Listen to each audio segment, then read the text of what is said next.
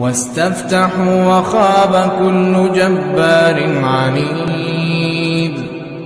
من ورائه جهنم ويسقى من ماء صديد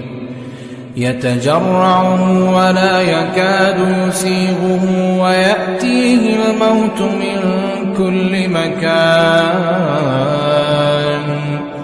وما هو بميت ومن ورائه عذاب غليظ